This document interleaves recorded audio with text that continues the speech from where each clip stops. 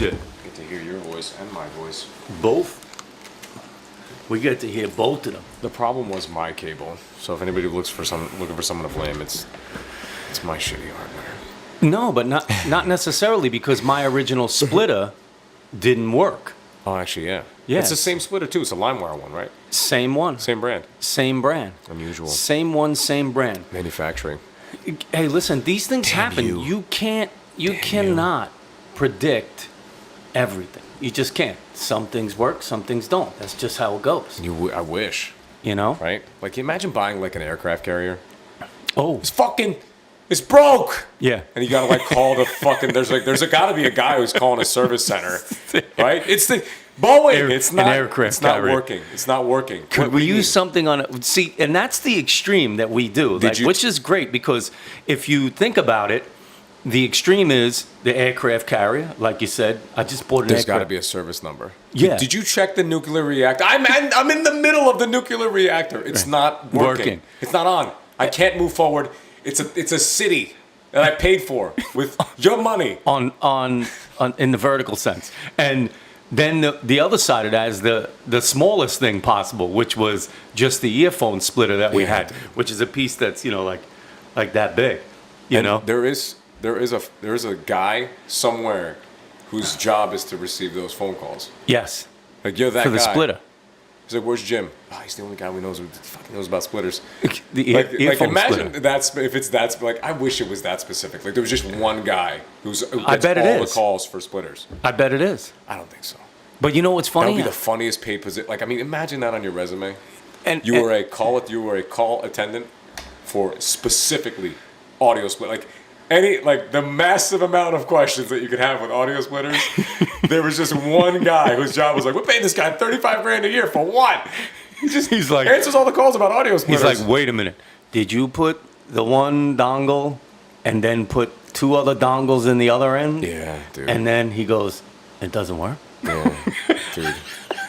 Imagine that guy. He's living a dream. He probably puts his pants on so happy. He goes, I answer the dumbest questions possible. He goes, you see the one that looks like a male part? Yeah. You see those parts like that? A female part?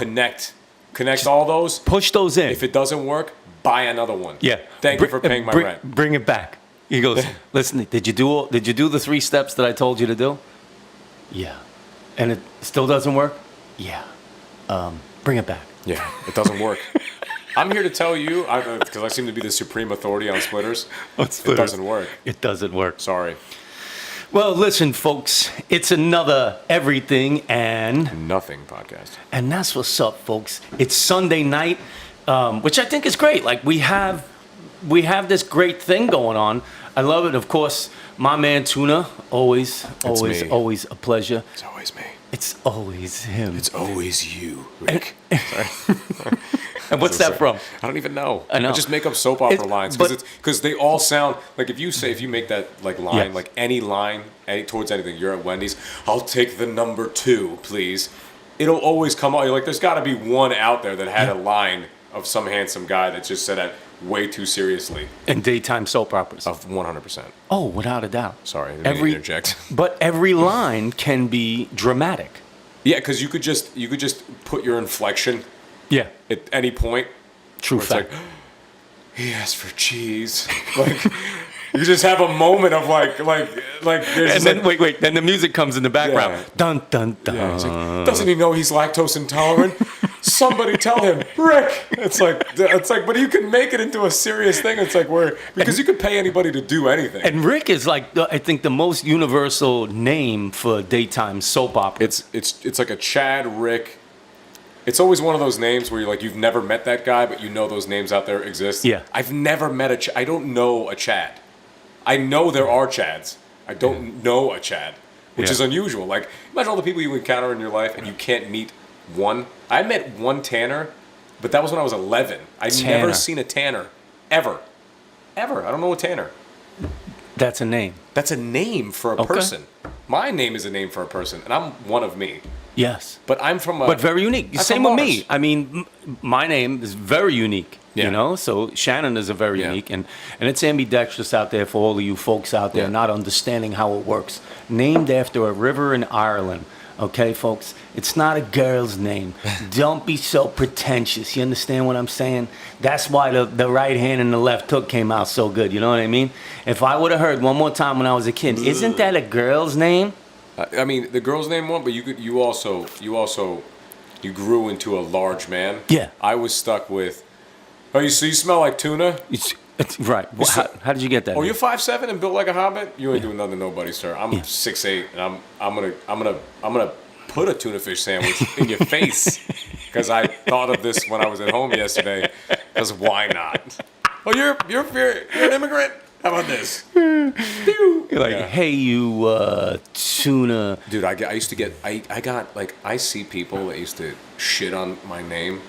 And and it's the funniest thing, because they came up with like the worst type of humor, and then in turn, because their jokes are so bad, like I got to get crafty, like I was like at the retort. Look at your stupid pants. Like I just go like, and then I would have to, and then it turned into this thing where it's like you just become a great shit talker, because off the bat, if I said that to a girl, she'd be like, if your name was John, I'd be about it. But your name is Tunahan, which makes no sense because you're an Irish Italian looking man. And I was like, yeah, okay. So I'm gonna have to find a way to navigate these waters. So it always had to be like, I had to have some sort of kung fu. There had to be something there, because if I didn't hit something back, word fu. That's the new genuineness of what we have. Word fu. But that's what it is. You had to. I couldn't just like. I couldn't be like a regular guy who goes on the weekends and practices. I had to Jet Li. Jackie Chan, Drunken Fist. Oh, without a doubt. Drunken Monkey style. Dude, it's the best. That's a good movie. No, great movie. That's a good great that holds movie. Up.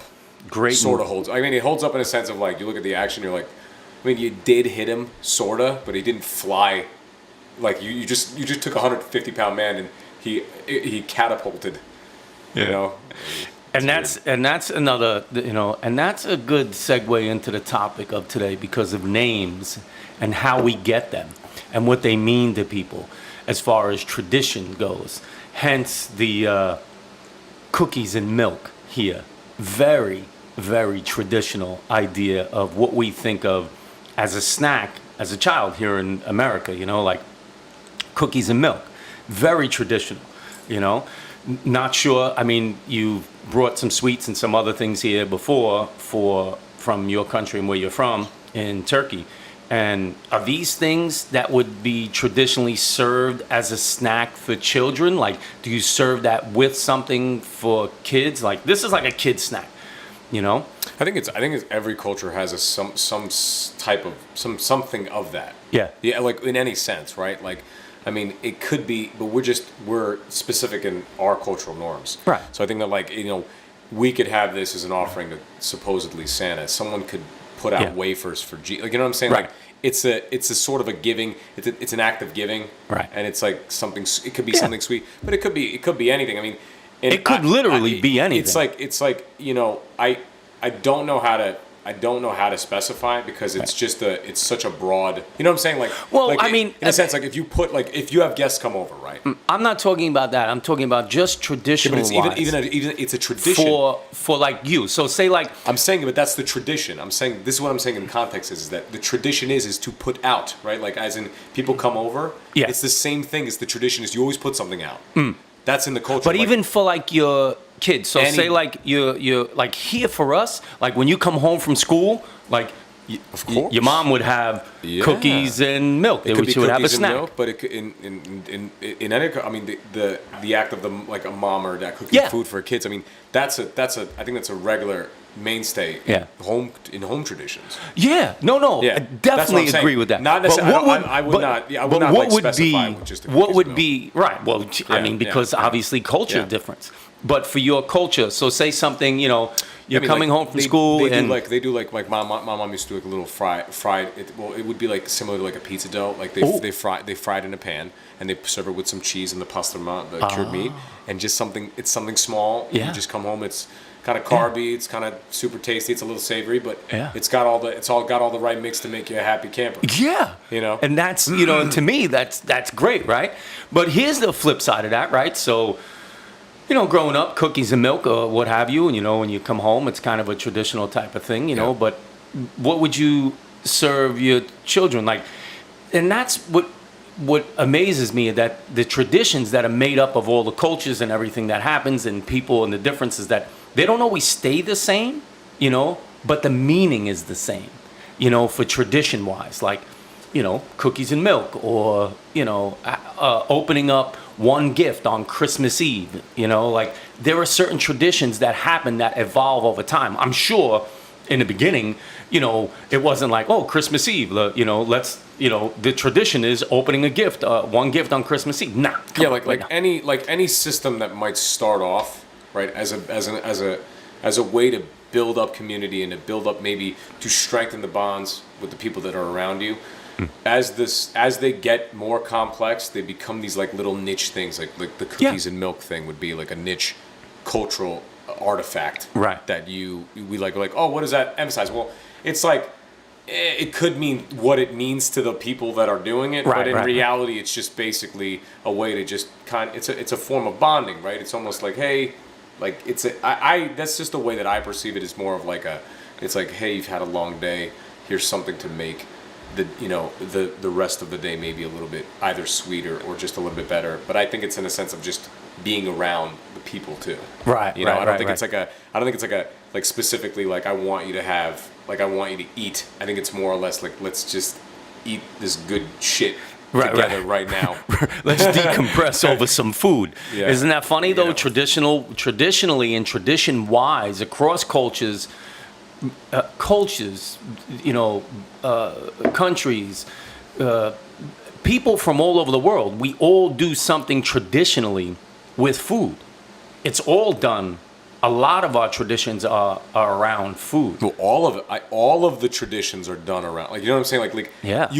There's a very few, like even the most insane one, like the sacrificial ones, is like basically it's like a feeding. It's like anything that you can imagine. Like it's almost like we're sacrificing X amount of cows. Correct. You know what I'm saying? So it's all involving.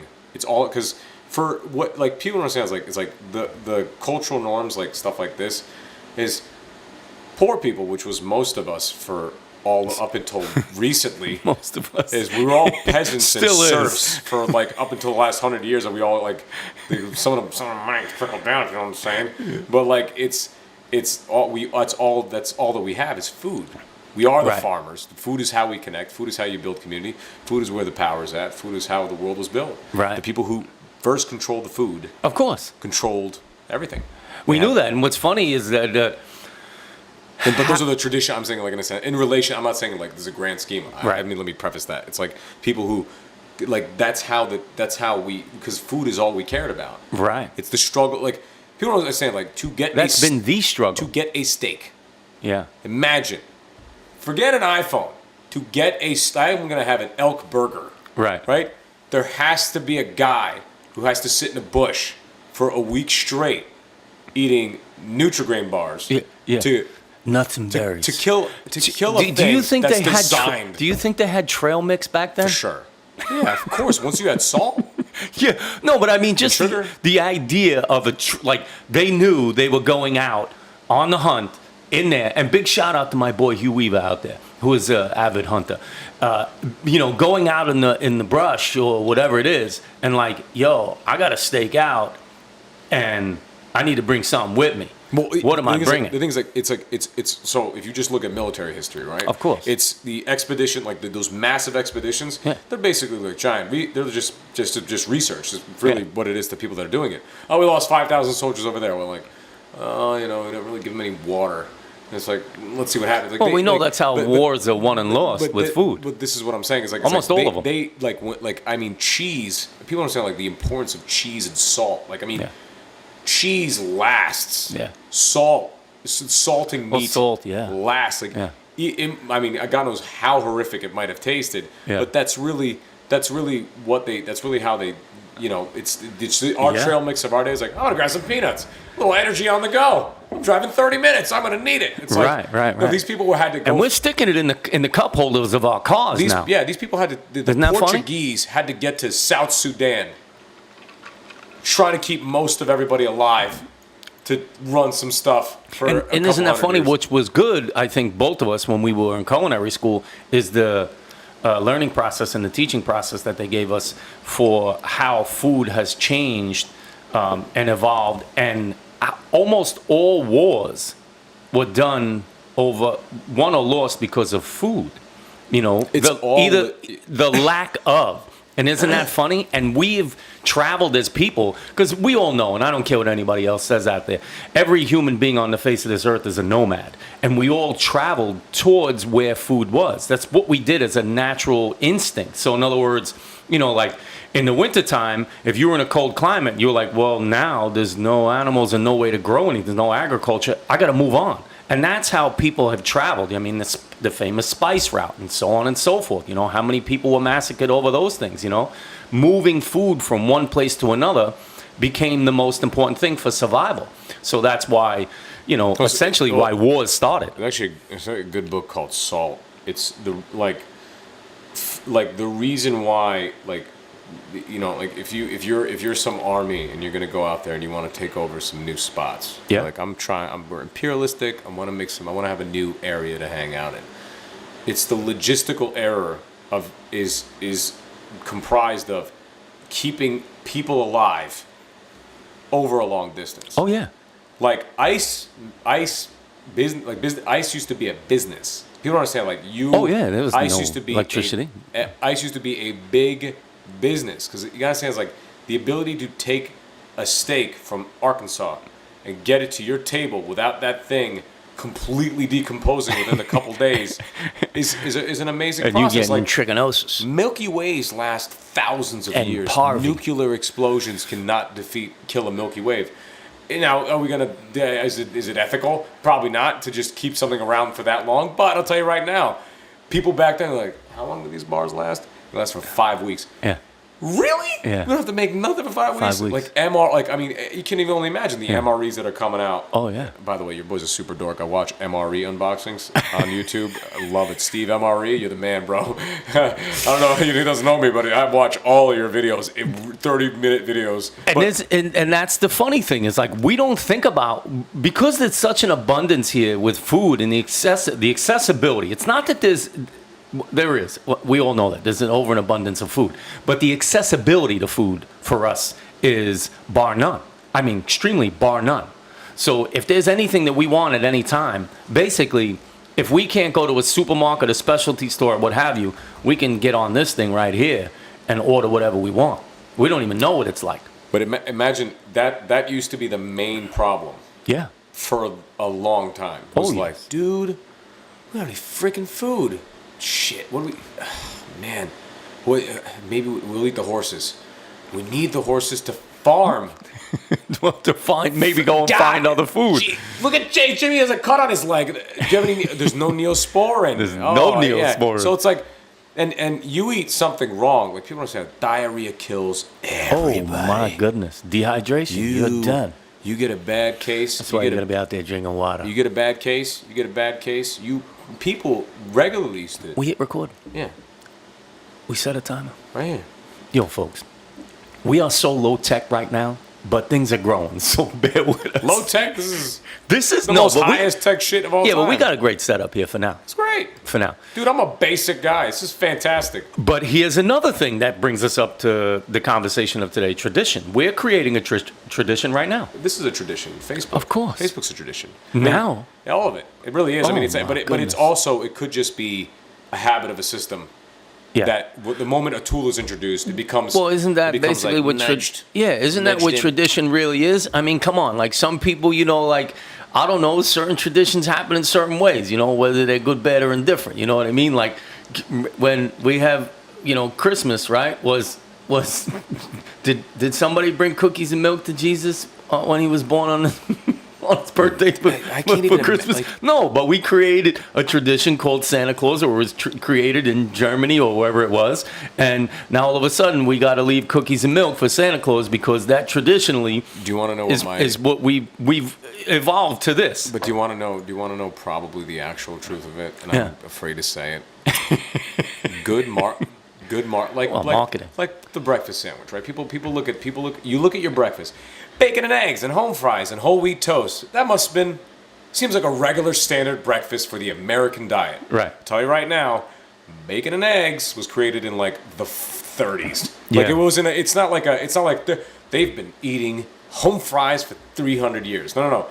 Some guy was in a room. Be like, I have bacon, and I need to sell this bacon. Right. You know what? A heart-healthy breakfast. Right. That's what bacon entails. Right. And you're like, you know what? Put it next to the eggs. Right. And all of a sudden, And then wait a minute, in the pantry there's some potatoes laying at the bottom right there. So you know what?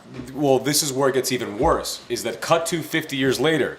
Me. You know, I'm like, scrambled bacon, home fries, whole wheat toast. It's give done. Me a coffee. It's done. You know, I'm done. And I How do sit you like there your coffee? and I eat. I'm a cream and sugar guy. But Wait. Let's clarify. This is just whole milk, right? Whole milk in the coffee, cream, or half and half. I'm a cream guy. Cream. I'm a straight takes up a cream. touch. Oh my goodness. Takes a touch. But not only that, I like the idea of the milk, but to me that just clouds my coffee. If The problem with the milk is cream in here. The problem with the That's milk. what's up. The problem with the Espresso.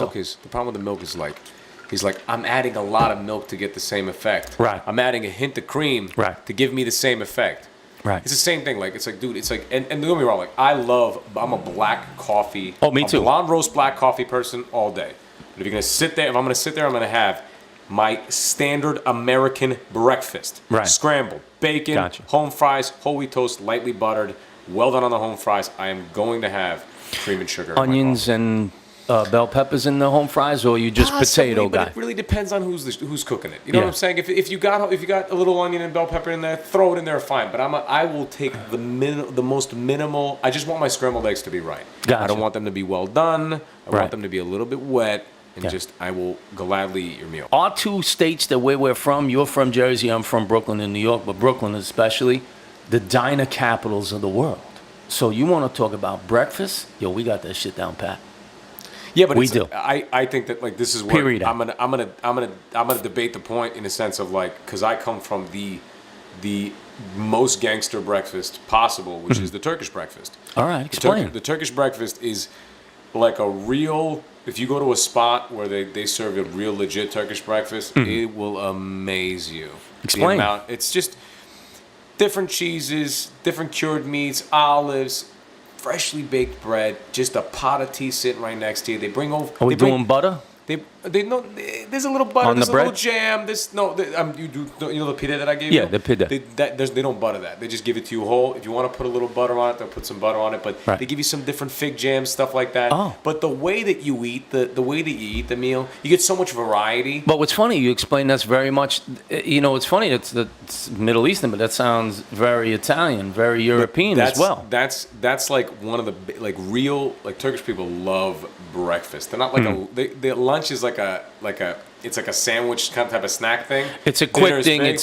It's bing bang. You need a little nourishment. You want to move But on. breakfast, they like to start off like a king. They Gotcha. get a lot of variety, but everything is Gotcha. not too like when I eat a scrambled eggs home like I eat it and I feel a little heavy. Yeah. It's just a matter of just the amount of. But we did that in America. But let me Yeah. tell you why. Settlers here, because at the crack of dawn was very important to them, and that's the reason why they ate the most carbs early in the day. Yeah. Is because it gave them the energy to work the Yeah. farms, work the field, settle the land, work all day. Lunch has never been a big meal in America. So you had breakfast, which was important because you had to start that day, and these guys that were pounding the pavement, working the land, doing even in New York City, like breakfast was important because you were up on the high rise, you were scaffolding, doing construction or whatever, building. You need that big breakfast. We all know that when you eat the big breakfast, if you sit around afterwards, you're gonna get a little lazy right there. But if you're using those carbs like they did to their advantage, you could work through the rest of the day till 3, 4, 5 o'clock, and then have yourself a nice dinner. I think it's just like it's like I think a lot of cultures have like they have a breakfast thing. You know what I'm saying? Yeah. And the Turkish breakfast and it's just something. Well, It doesn't have any eggs? Of course it does. It has a couple of different varieties. It'll give you like a sunny side up in a little copper pan that they do it in, which is they'll do like hard-boiled eggs that are cut into fours. Oh, They'll all have right. a little lemon juice, Lemon juice. crushed red pepper, a little oil. On the hard-boiled egg. Yeah. It's a real. Yeah, we gotta try that. See, They now have that's tradition. they have like a real wet scramble in a small pan. where it's basically almost like you're taking the pita and you're dunking it into the egg. I hear you. That is I've eaten 10 egg things of that. The Scotch egg. Scotch egg is Scotch egg. Little remoulade. What? A little mustard there. Ooh. Dijon. You know who makes Scotch egg is? And I'm not a big Scotch yolk. eggs? You know me, I don't do the yolk thing, but sometimes I can. Name me a spot that sells a Scotch egg around you. No, around here I wouldn't know of any. Nobody, right? You know who sells a Scotch eggs? Just Jake's in Montclair. Thank you. No son of a way.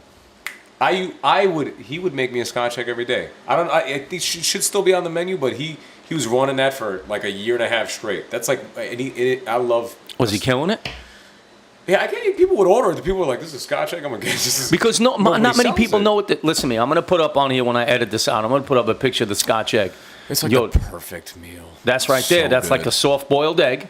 Yeah. And then it's got meat and something breading around it, Yeah. and then they deep fry that son gun right there. I'm telling you right now, with mustard, it makes no sense how good. Let me that tell you is. something. It's You put perfectly that, keto. you cut that in half and put that over a nice piece of toast. What? Our first unsponsored break is going to be brought to you by Milk and Cookies. Stuff that's been giving you cavities for years. For years. But Are you like tooth decay? Try Chips Ahoy. Milk and Cookies. But our first unsponsored commercial break will be brought to you by Milk and Cookies. However you like it. With whatever kind of milk, with whatever kind of cookie. Tell you, milk with Your a choice. little cold half and half. Tell you. Oh, no. Goes over a long way. Yes. Listen, I'm a chocolate milk. I can drink the regular milk once in a while. I'm all right with it. It has to be ice cold. But I'm a chocolate milk. I like the chocolate milk. I like a little taste inside the milk. And that's why I like the cream inside the coffee too, because the coffee flavors the cream a little bit. I like the creaminess. I like the idea of the half and half in with the milk, though. That's my deal. When I make the chocolate milk, half and half, boom. I put that sucker in the blender too. I'm doing it right. I feel you. But your boy. I will. And I'm getting in there. I will take a glass of You whole heard? milk. Look, and this is the only way to eat the Chips Ahoy. You get a three dunker. I'm a cookie. I eat cookies a little different, bro.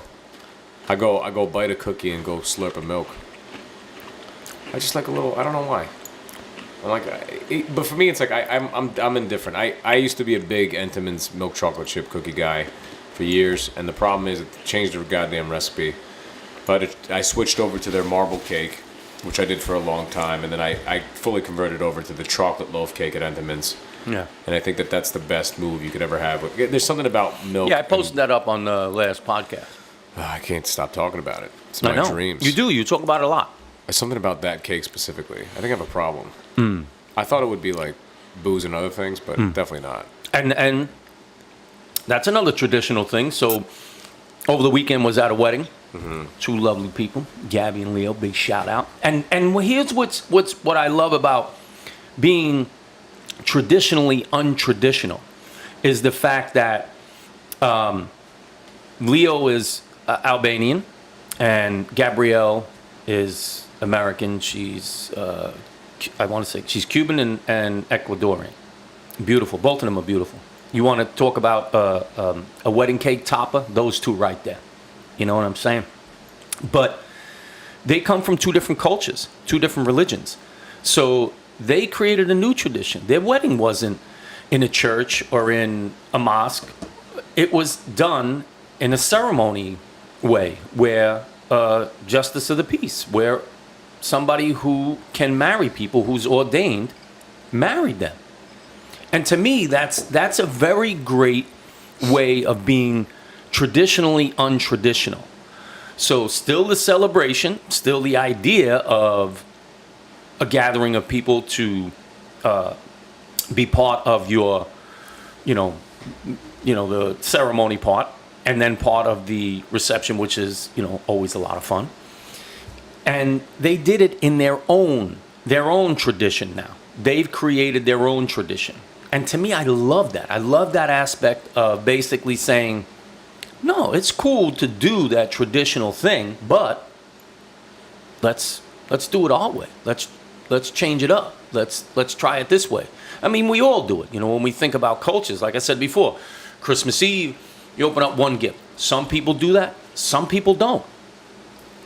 Yeah, I would agree in the sense that I think, but it's for me. It's like I just look at it as it's all under the cloud of the same thing, right? You're two people are coming together to declare Yeah.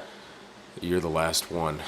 Matrimony. Yeah, and it's like, and no matter how you cut it, like that's why like I like if it's to be like if it's really to be untraditional, it's like there's been people who had some crazy ideas to get real wild and try to make it known that they're being together. So it's like, you know, it's like we're gonna jump off a plane with everybody and we're gonna try to eat dinner in the middle. It's like, yeah, Right. that's why it's good to do something different. But it's also like it's still even though it is different, it's like a subcategory underneath underneath the main topic of coming together. Right. It's the real untraditional is like, I'm gonna marry that goat and you. I'm gonna make it work. Listen to me. And we're gonna stack each other on a cake. And how the hell do you figure, you know, like for tradition wise, you know, I mean, there's so many things. I mean, like, who was the first one that decided that the traditional sexual position was no good anymore? I'm gonna flip this around. It had to be one. It had to be a first guy.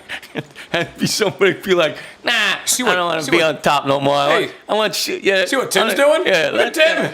Having a great time. Yeah, Tim and Betty and they changed. I want it changed up. I've been on top for years.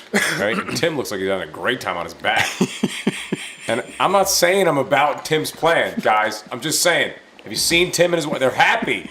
They're happy. Yeah, you know, I'm not saying. Look how sad she is. Right. My back hurts. Right. So it's definitely. I love the idea. It was actually like that. Like I wish. I beg for like one of those like all-seeing eyes into a certain point of history, who just like peer through, and it's just like one guy's like, oh, this fucking works, it works, I get it, get what they were trying to do, right there.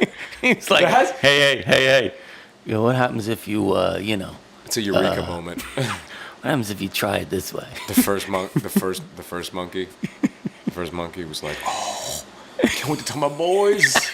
You know what I did last night? Woo! He's like, yo, check this out. Check it out. You heard? And they probably had some hieroglyphics or some, you know, pictures had to drawn on some wall somewhere. I swear to you, I was here, yeah, and then I went over here. It was amazing. It felt totally different. And that was a 1,000-year block of people. I'm Could you imagine what the pictorial graphic nature of what those things must look like in the caves back then? And like, is he doing what? There had to be. Look at that. Had to be. Dude, Scott draws the best porn. You see? Yeah. Dude, that lady looks like, sort of. I mean, it's a thick lady because Yeah. we don't have any tools and technology. But damn, I could look at that thick lady all day. All day. It has to be. Right? Could you imagine the first idea of somebody drawing porn? That'd be like, so funny. Hey, I mean, no, but I think that's that looks like. I think they're.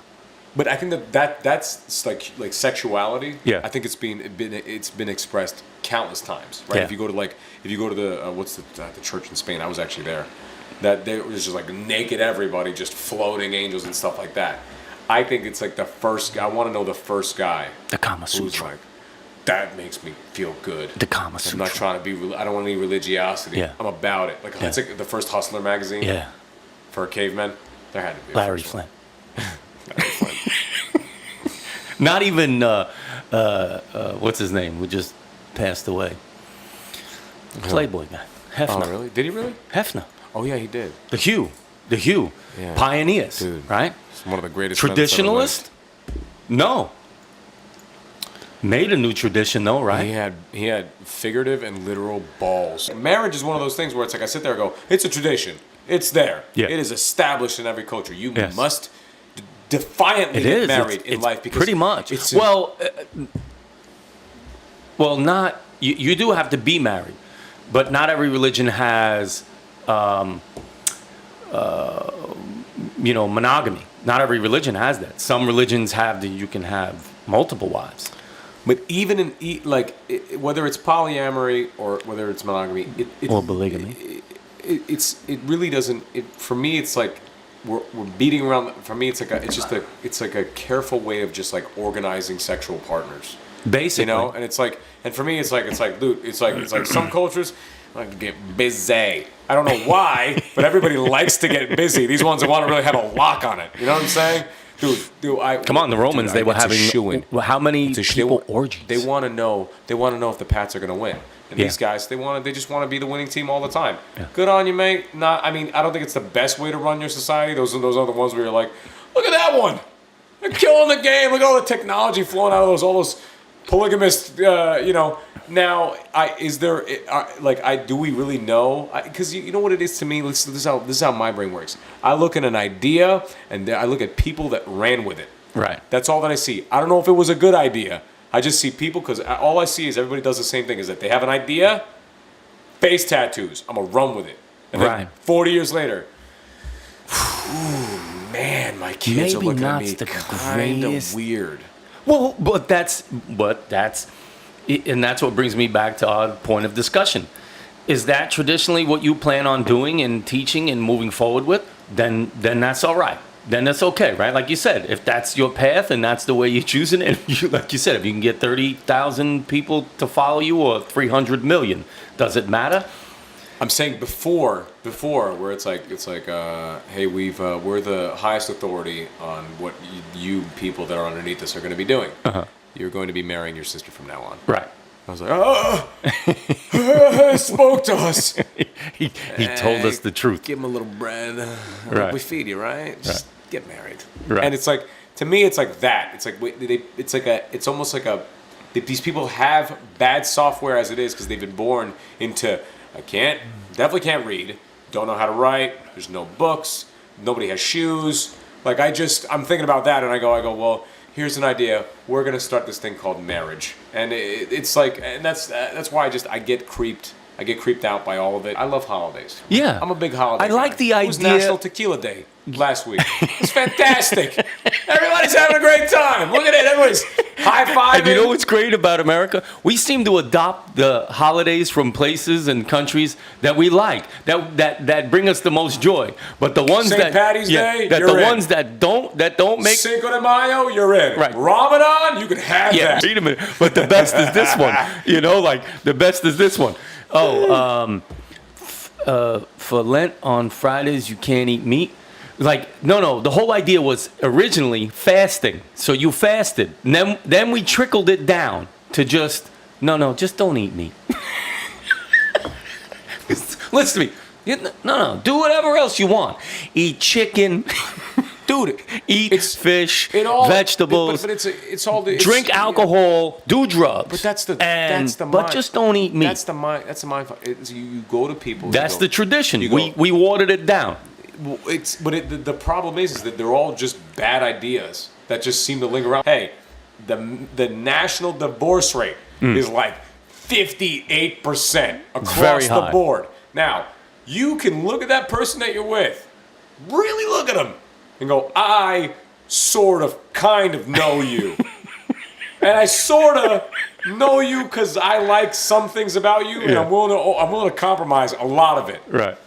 That's one of those things where I'm in a, like, my all time when I see people that are like, they're in love. Yeah. They're in love, and they're just they're holding hands. There's little birds chirping around their heads, and things, flowers grow where they walk, he's caressing and stuff her like arm. that. He's caressing. I'm a romantic. I love being intimate. Listen to me. But if I ever catch myself, I'm like, you're the one. I want to know, like, dude, I get mad at traffic.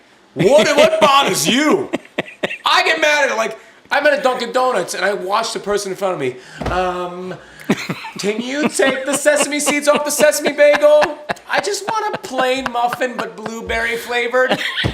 Dude, I'm sitting there, I'm like, I'd shoot you. But it's like, I can't, because I have to, like, stay calm, recite why you're not freaking out, and just be cool. You're like, listen to me. What is your thing? What do you do that's crazy? There has to be something. Yeah. And everybody's keeping it together. Lock him up. Like, you know it's bad, like, when you finally... He might be rich one day. Yeah. Well, I'll put him in the... lock him up. When you finally move in or get married with somebody and that whole thing starts to happen, and all of a sudden you walk into the bathroom in the morning and everything's all lined up and the toothpaste is in a certain spot and the cup is in a different place, and the toothbrushes are all lined up in chronological order of when you use them, and then all of a sudden there's a date, and you go downstairs in the kitchen and the cabinets are all organized with dates and numbers and letters, and the person looks at you and goes, "Hi, it's so great that we're together now. If you see the way everything is now, remember, memorize it, and if anything moves, no, I'll kill you in your sleep, but I love you." That's a no, but it's in an honest way. I love you. I will take that scenario of someone being hyperly obsessive compulsive and being clean. What I can handle is where you got someone where you're like, are you an animal? I know I married an animal, but I thought it was just the one aspect of you. I mean, I'm obsessively organized. How is there shit on the floor? Like, you get and the thing is like imagine your space. Everybody has their own space. Now, I am a person who likes his space to be in a specific way. I don't care how anybody's living out there. I like living in my little space, my way. Right. We all do. No, but the thing is, this is where it gets a little interesting. Well, you've been accustomed to having your own space because this space, it sort of allows you to just relieve some of the existentialism that you have on a daily basis. Now, someone walks into that space, and you're like, well, I'm going to add a fern right here. And you look at that fern, you're like, that fucking fern. Why do we have these plants that are right there? And it's like, and that to me is where this is. And by the way, these are all personality flaws of mine. Right. I'm saying in a sense of like some people have that edge. They may not show it. They might be cool. They might be cool for 5 years, but everybody cracks. Everybody At some cracks. point. Everybody cracks. You always, because you start realizing, holy shit, this is my life. At some point. There's a lot. I could be wearing assless chaps. Yeah. Well, we out talked there. about that. I could be dancing. I'm a fan of the assless chaps. I told you that I could already. have a mustache. Woo! Yeah. And after when they're 41, that's when it's like the chain. They go. Oh, I'm gonna be free, and they spread those Their wings. And they just go like a pterodactyl. Just soaring through the land, and it's like, I don't want to ever get to that point where I have to like cocoon. Well, that's like into, when you used to into come my ultimate form of being a deviant because I've suppressed my. When you used to for come 15 into my years. apartment, right? When I lived in Brooklyn, come to my apartment, a sign as soon as you walk in the apartment, it said, "Don't break my shit."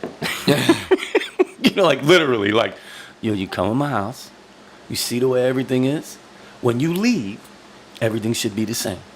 There shouldn't be no difference here. So handle that. And if you can't, I'll help you out. I'll show you where the door is. You gotta go. I don't even, like, I can't even, I don't like people in my, like, people that I'm with to be in my space. Like, I'm, like, anybody in my house, I'm like, I gotta really like you. I must like you. Because if I don't, why do you know where my space is? This is my space. I keep this space. And we're not talking about the old social media MySpace. No, I'm talking about, no, I mean, but this specific For you space, cats out there still on MySpace, big shout out. it's still up. Big shout out. Yeah, I'm just saying. That's, Come on. Chocolate chip cookie.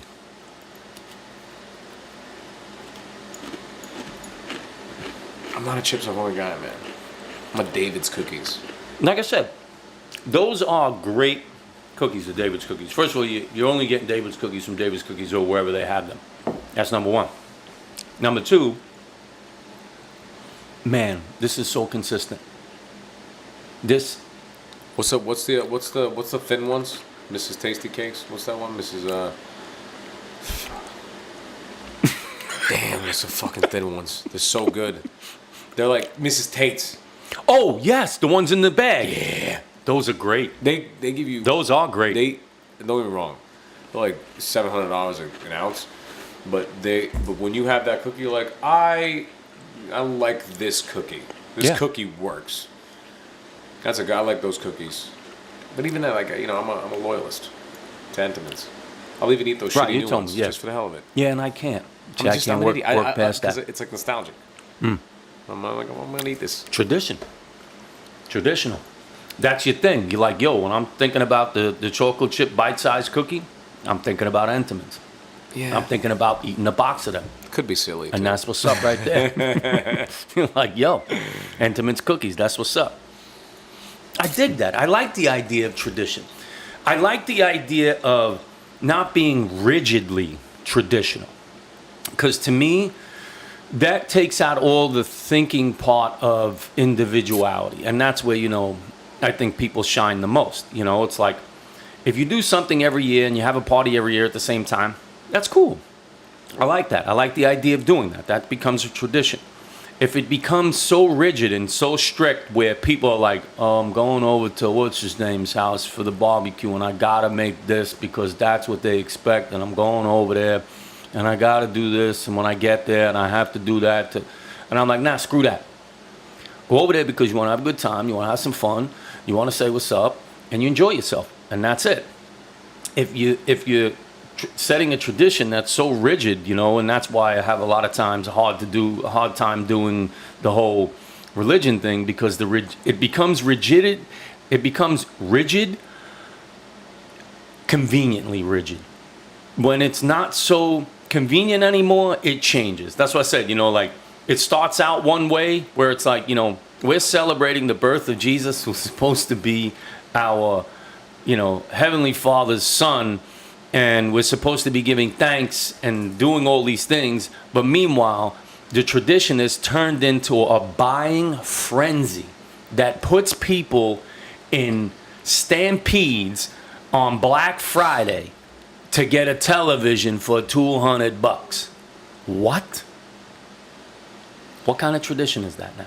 And our next unsponsored break was brought to us by mirrors. Yeah. The thing that made people stare at their asses. Yeah, well, that's a good one. If you got a full-length mirror, at home, and you're what's his name from Silence of the Lambs, you got a full-length mirror, dude, wearing a human skin suit. How unusual! You need a full-length mirror. How unusual! People are really into mirrors right now. like there's some guy out there, they're like, dude, I've been selling. Keep it going. We're selling them. It's like we got tons of mirrors. Mirrors. It's mirrors. A reflection. Oh yeah? Go look in the mirror. And I'm like, I like that. Yeah, I mean, I feel like that's one of those things. It's like if you look at yourself in a mirror, it's like, man, is this what I want to see? Yeah. Or is this? It's what my mind is making me see. Oh Jesus! Imagine being someone who's like, that's too philosophical. I look great. Yeah. And you get out there and they're like, dude, you you all right? You all right? Because you look horrific. Yeah. You look so bad that I have anxiety. Yeah. For your interactions with people, and that person's like, what do you mean? Yeah. No, you look so bad. Like, yo, Bo, check it out, man. Your hair look like you brushed that shit with a rock. Look at those shoes, and you just want to smack them. How about the person that puts on the strapless shoe and to get the toe that sticks out on the one side, and you're like, you want to walk over and just go, can you tuck that in over there? Yeah, man. You got one toe outside. He wants to be with the rest of them. That's really what it's like. Push him back in there. Yeah. He's out of place. Has that become a tradition for us to be all groomed? Of course. All of it is.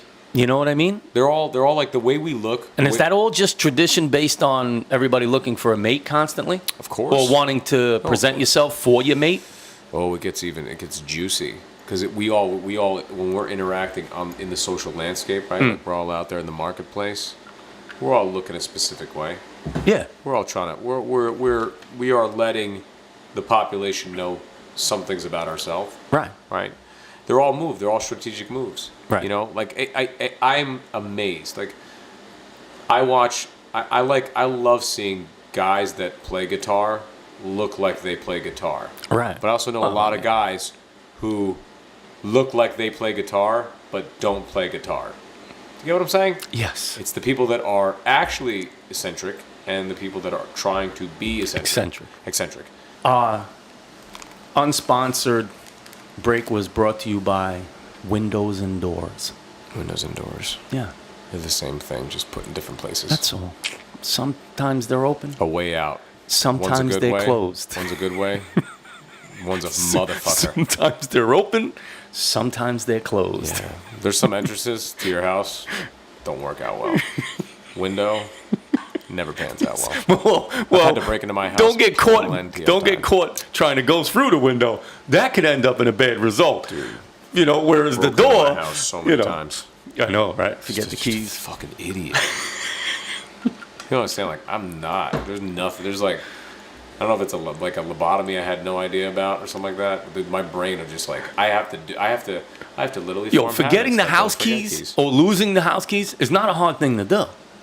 It just isn't. I remember as a kid, like, what's funny is like when we lived over on Avenue M and we lived above the store and we had an upstairs neighbor, and if you forgot the keys, you went up to your upstairs neighbor and hopefully you left the window latch undone because you could climb down the fire escape and then open your window and go into the apartment. I've done that a few times. You know what I mean?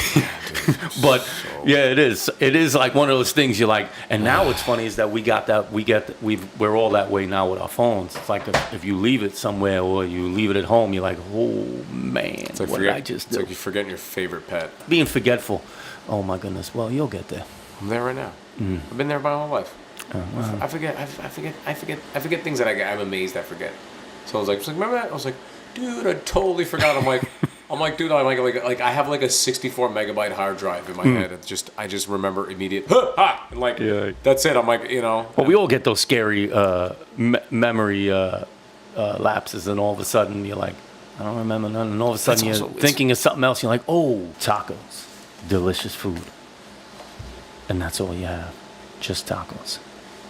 That's a good tradition, like that, right? We celebrate.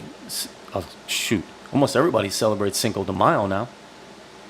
You know, One of the best holidays. Come on now. You get to drink tequila and eat tacos. Dude, what's better? I'm telling you. And guacamole. I'm a fan of St. Patty's Day again. Oh no, me too. But that to me has been around since. I'm saying this. I'm saying this. Like, if I'm gonna like, I'm a guy.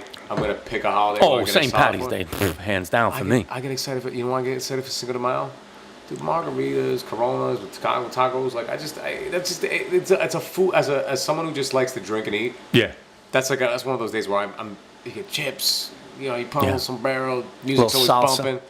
It's like that's why like St. Patty's Day. Like I like to drink and shout at people's faces. Oh well, that's what I enjoy. But if I'm gonna Patty's eat and have a good like just food and drink wise, I love Cinco de Mayo. That's my shit. No, I'm a big fan of Cinco de Mayo. I mean, I don't celebrate it like I do St. Patty's Day, my Irish heritage, but I love the idea of those holidays that have. It's mostly just about the good time. You know, that tradition to me is a great part of tradition, just in general. Tradition for me is that if it's around a good time, like people laughing, it's jovial. It's like it's not like Christmas for me sometimes is kind of like this weird thing. It's like we're celebrating the birth of somebody, and then on Easter we celebrate the death of somebody. In a weird way. It's like a weird thing. But when you talk about like St. Patty's Day, to me it's like, holy cow, that's a lot of fun. That's a tradition, even though we're not celebrating it in the traditional sense. It's done around celebration, like just celebration, people laughing. It's a lot of fun. There's drinking, there's shenanigans going on. There's a lot of good things, a lot of fun things that happen. And there's no idea of, oh, I got to give you I got to give you a big expensive gift now to celebrate this holiday. No, it's not about that. I feel that way about New Year's. Yeah, New Year's to me is one of those moments that you could. It's one of the weirdest moments when everybody around you is sort of saying, hey, I'm glad you're around me for this specific 5-second window. And then, right when, oh my God, it's amazing to see where I was like, oh, yeah. I love you. And then they're like in your face, yeah, fuck yeah, America. It's like, America, say it right. Yeah, and it's like, and they go, and everybody gets together, and it's like you just watch the excitement of the new year, with the togetherness of it, and then the next day, people wake up and it's just back to sorrow. And I just love that people are willing to just go, I love all of it, all the people kneeling, I love every single one of you. But in that, and then the next day, the very next day, You a Giants fan? Fuck you. It's like instantly, but it's like one of those like great contrasts. It's like you ever see people at a casino on New Year? We used to. My parents used to take us to a casino for like a New Year's, and we went a couple times, and I remember just seeing like everybody just champagne. It was like the Great Gatsby. Just everybody, fantastic everybody moment, and loves. it's like the next day, it's just like, are you from Staten Island? Yeah. Really? Screw you. Yeah, screw you. Right. You haven't touched it. Yeah, It's like, okay. Yeah. You're like the instant, like the first thing you see in the morning. Yeah. He was looking at me. I didn't say anything. Right.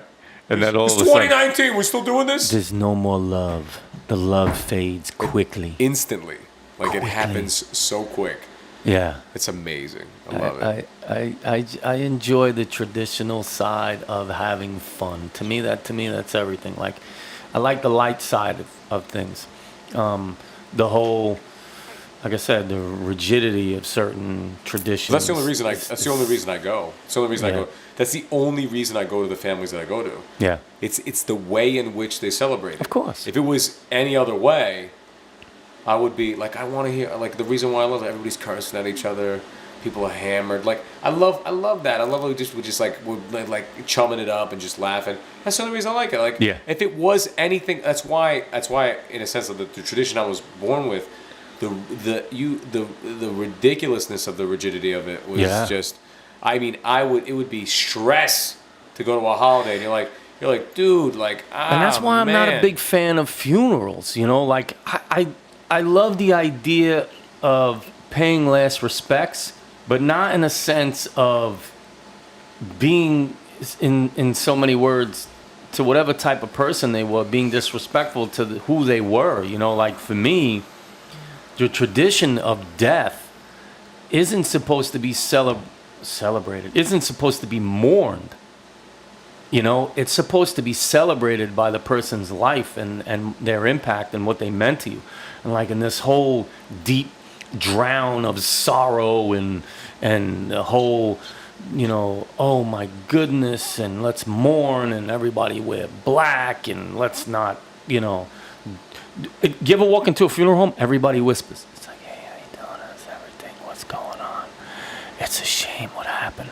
And I'm like, this person that you are now standing in the room with that has passed on was not like that.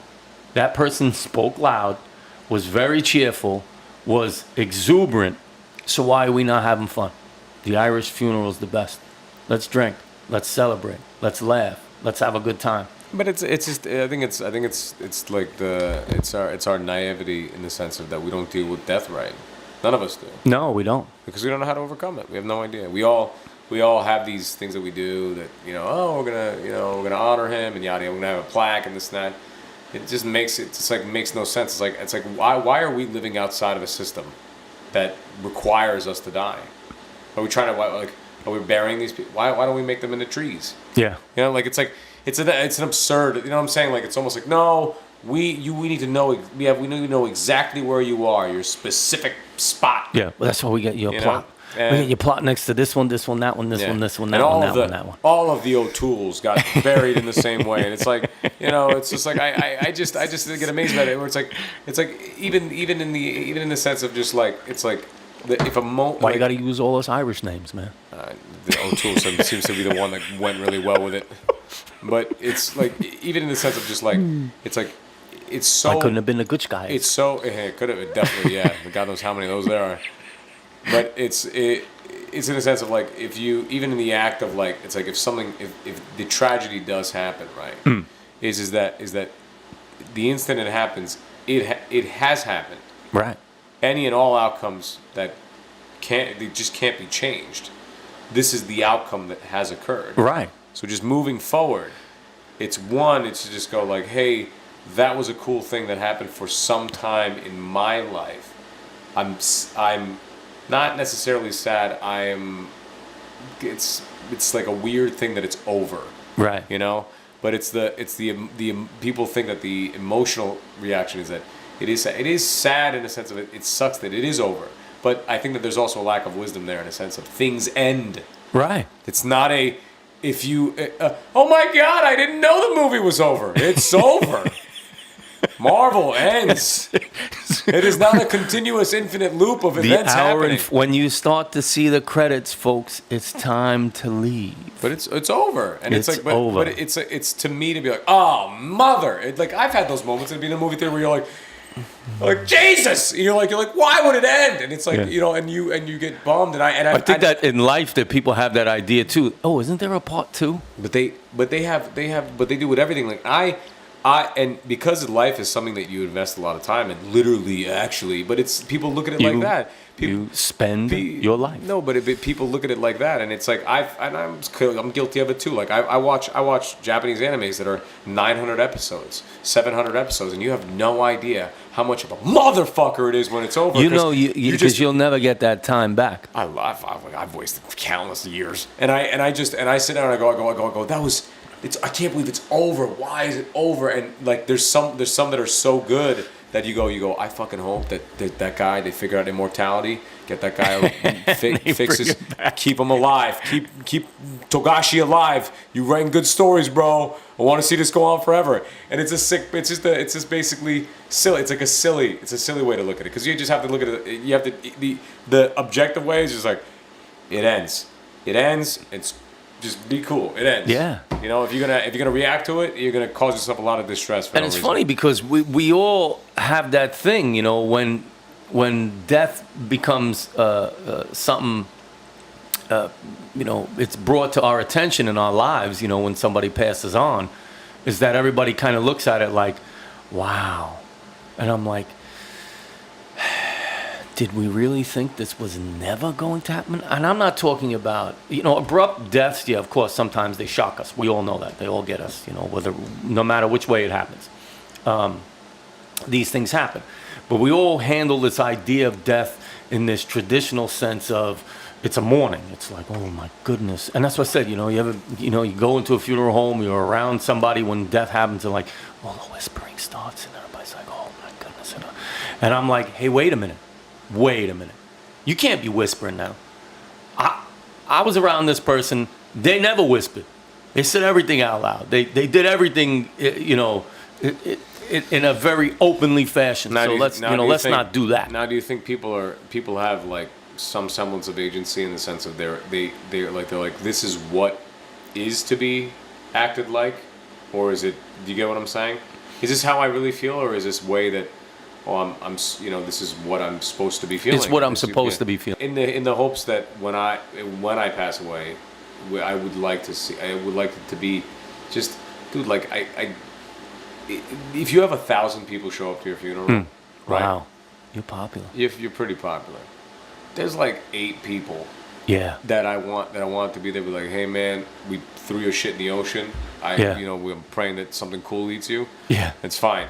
But I don't want 100 people like, I knew him for a while he was working at the inflation station in Fairfield. That's why I'm here, because he was an excellent kids party manager for the time that I knew him. I was with him when he was at Chipotle. Yeah. I don't want to. I'm like, dude, just like, I mean, just, you know, like, I tip the cap to you, sir. Right. But I'm not, you know, I can't sit there and go like, show up to your thing, and just be like, man, I sort of really didn't know that guy that much, but I'm here because I've been to funerals where I don't really know somebody, you know, out of respect, and you pay your last respects to somebody, which is to me is okay thing to do. Like, I don't walk into those things with the idea that, oh my goodness, I knew this person, I could tell a story or whatever. No, I knew a family member, I knew somebody, or in some way, shape, or form in my life, you've crossed paths with me. And I felt the need to pay my last respects. That, to me, is the show of, you know, you are now conscious of something that was here and now gone.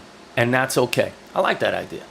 I don't like the idea of, you know, like you said, you know, people coming into funerals and, like, you know, they knew me, you know, when I was, you know, like you said, I was a waiter over at this one, and I worked with them for 3 months, and all of a sudden they're showing up to my funeral, and they're, you know, they wearing a suit and a tie, and I'm like, you barely knew me. That's number one. Number two, I wasn't that guy. You don't need to come to my funeral with a suit and tie on.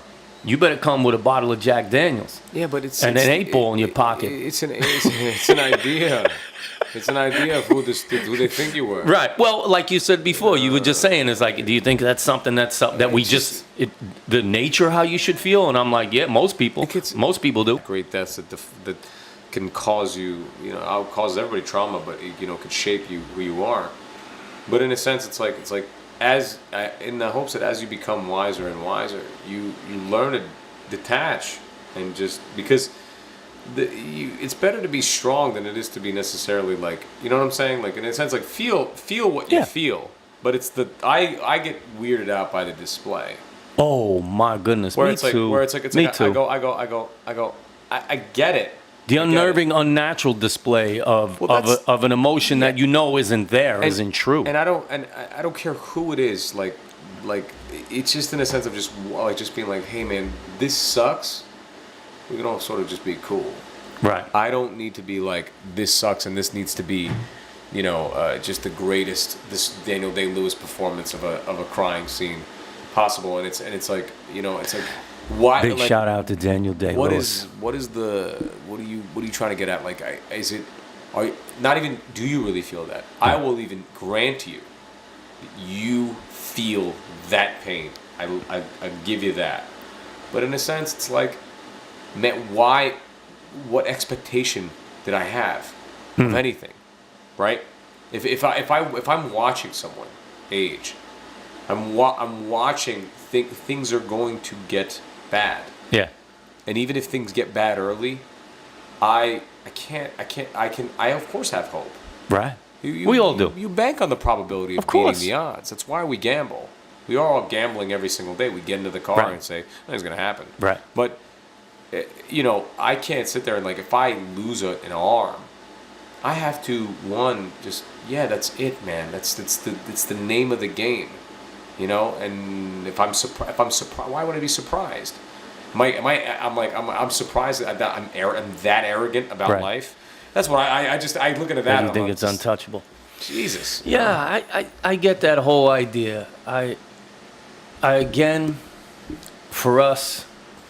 This is the most traditionally untraditional idea of conversation. I think it's a wonderful idea of what we're doing, Tuna. I always adore the conversations we have. Both agree and the disagree apart. Love that. No two people should see things the same. No two traditions should be the same. I think everybody, in their own light and in their own way, should form their own traditions, or in your case, the idea of a habit that they should do. It should be done for a good heartfelt feeling, and it should be done because it brings joy and sometimes a little pain, sometimes a little sorrow, sometimes a little bit of happiness. But I think for all of us, the idea of being traditionally untraditional is something we should all create on our own. It shouldn't always be so stringent, shouldn't always be so rigid, and you should be the one to create those things. And I love this tradition that you and I, whether you want to call it a tradition or not, I love this idea of what we do once, sometimes twice a week now. And to me, that's a good tradition. Yeah, for me, it's I agree with all that. I'm just in the category of it just being, hey man, it's like you gotta live it the way you think about living it, and if it doesn't align with what you're feeling, you might not want to do it. And that could be just saying that's a great message. It could be something as benign as like, I am not showing up to Easter. Thank you. I'm sorry. Yeah. I know you want me to be there, but I'm okay. This is the Everything and Nothing podcast.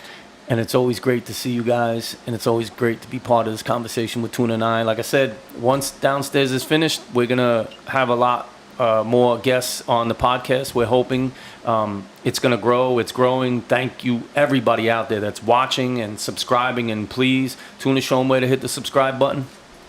Right around there sometimes. By the way, 2 people that gave me love on Facebook for the Word podcast. Up. Holla. That was really nice of you. And also, just on my end, anybody who does share or just like, it means a lot. It means a lot to me in my sense, in my case, because I have a couple of friends that did share, the podcast, and I appreciate that from everybody. Just listen to the message too. A lot of times, that's what's up right there. This right here, what we're doing is so that we can open up dialogue for everybody, not just between Tuna and I. We want to open up dialogue for everybody out there watching and listening too, right? So that's why I say, the more you share, like, subscribe, it gets the message out there that dialogue can be open, that conversations are important between whomever or whoever at any time. So do that. Make sure you're tuning in to the Everything and Nothing podcast. Yo, big shout out. That's all we got.